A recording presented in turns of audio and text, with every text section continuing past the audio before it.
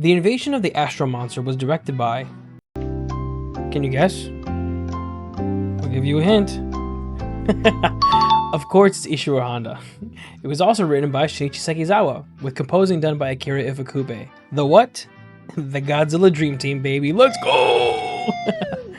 And I'm not sure as to why, and I know I said this in my last video, but it's gonna be a concept we see throughout these next few films. But this film feels so different from the rest, being very high concept with the ideas of space travel, alien races, secret invasions, and world domination at its helm. It's super cool to see, but feels very different in nature. Less of a kaiju movie and more of a space opera. Hence the name, I guess. Not only does this one feel far removed from the other films, but it breaks away in general, standing on its own as it begins to shift into the space opera territory, but still using the same kaiju from the last film.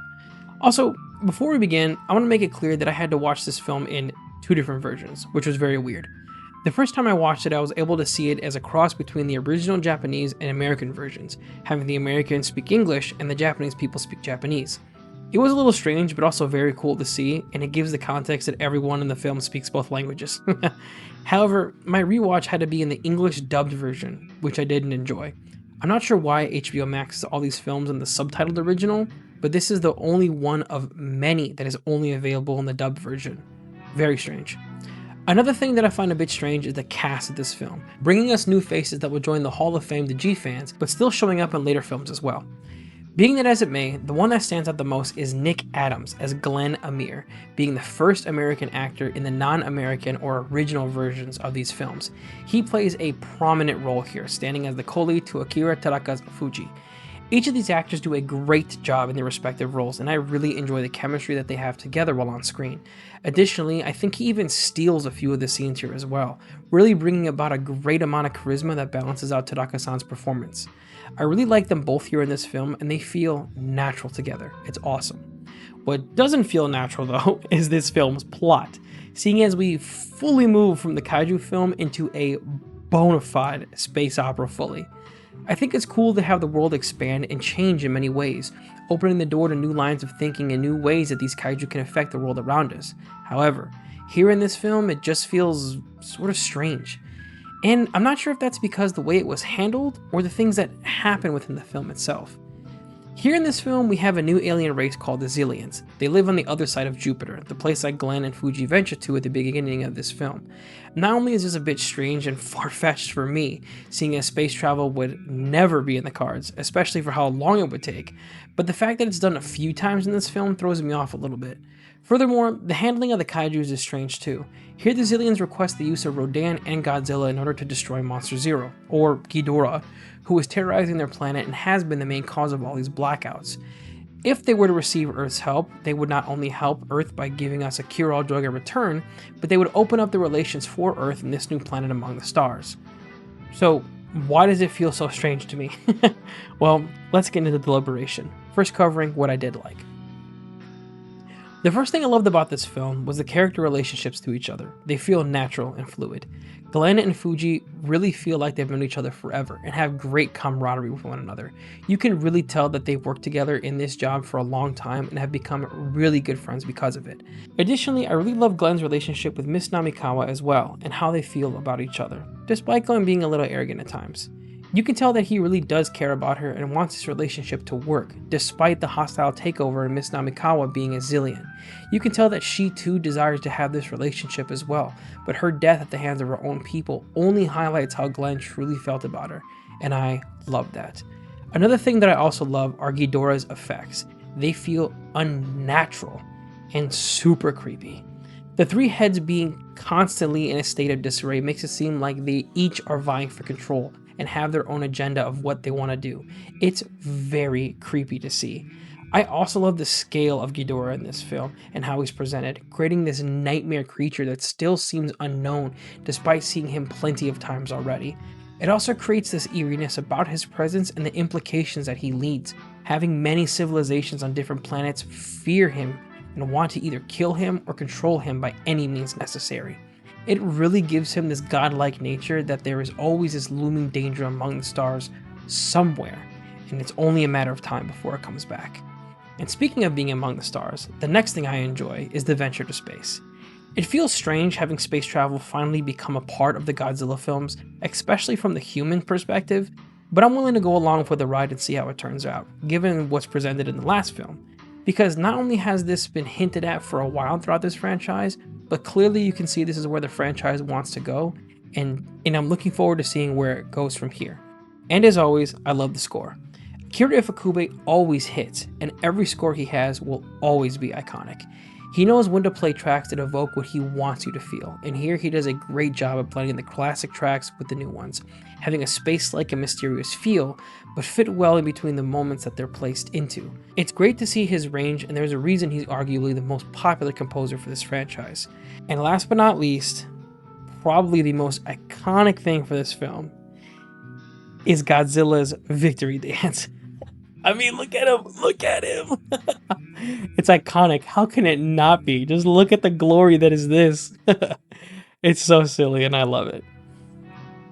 Given everything that I love about this film though, there are many things that I felt could have been better, because I have some thoughts, and honestly, that's kind of how it feels going forward as well.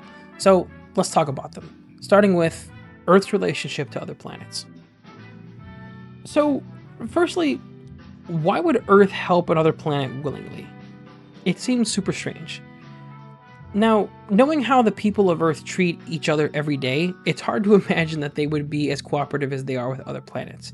And I know that the Zillions offered us a cure-all drug, but what if that wouldn't have worked on the people of Earth and only worked on the Zillions themselves? That's my first line of thinking. It's hard to believe that that's all it took for the people of Earth to cooperate as easily as they did, in addition to pouring that much trust into a civilization that is virtually unknown to us. Which brings me to my second point, of why do the Zillions need Godzilla and Rodan's help specifically? Not only does this not make sense, seeing as Mothra was also needed, arguably being the most important piece that was needed in order to take down Ghidorah the first time, but here she's not mentioned at all, or needed at all. And it feels strange to leave her out given the events of the last film, having all three of them be the ones that took down Ghidorah together. Furthermore, despite Godzilla and Rodan being huge kaiju that cause destruction on Earth, if the events of the last film were proof of anything, it's that we may need them at some point, and surrendering them like this leaves us open to other attacks while they're gone. Furthermore, it also feels strange just to have them be left on another planet willingly. Like, bye, see you later, losers. You know what I mean? I mean, like, did we not think for a second that there might be the possibility in which they could be used against us? It just feels really strange, but so does the design of Godzilla and Rodan. It's the eyes, man. The eyes feel so strange to me. And not just that, but given later films and Godzilla's relationship with Anguirus, why wasn't he in this film? It feels so strange to have this relationship with Rodan to just completely turn on its head in later installments. And additionally, as I covered earlier, why wasn't Mothra involved here, since she was in the fight in the last movie? It's such a glaring omission to me and feels so strange to leave her out. However, one of the things that feels the most strangest of all to me is, why would you have Ghidorah lose again? Because not only did he lose in the last film, succumbing to the big three in a joint effort to come together to save humanity, but he does so here too, and it really makes him feel weak in my opinion, really dampening the danger we felt that he left in the last film, giving us the impression that he's going to be a force to reckon with on his next return. But here, he loses again. And not just that, he loses without the help of Mothra. Which brings me to my next point, and my last point, and that being that this film really feels like the last one with an invasion angle added onto it. And hear me out for a second, especially if this is your favorite film. If the Zillions were removed from this film, Ghidorah was still the main villain for the kaiju, and still came to Earth to do battle again. I feel like the last movie did this situation better, evoking the fight for Earth and the disagreements among the kaiju, giving more weight to Mothra as a representation of humanity, and Rodan and Godzilla being reluctant to fight given their past history with the humans. However, here, they're just kidnapped, taken from Earth and taken to an entirely new planet to fight. It just feels a bit odd, but so does the whole thing, being a more of a glass half full situation, but having that liquid be inside an awesome looking Godzilla cup. It just feels super strange here to have this invasion angle and the fight with Ghidorah again, but the last film did that too. Once again, if you take out the Zillions, the whole spacefaring subplot, and everything of the sort, it's just the last film with an invasion angle slapped onto it. However, there are more things that it does here with the concept. It just feels super strange and very messy.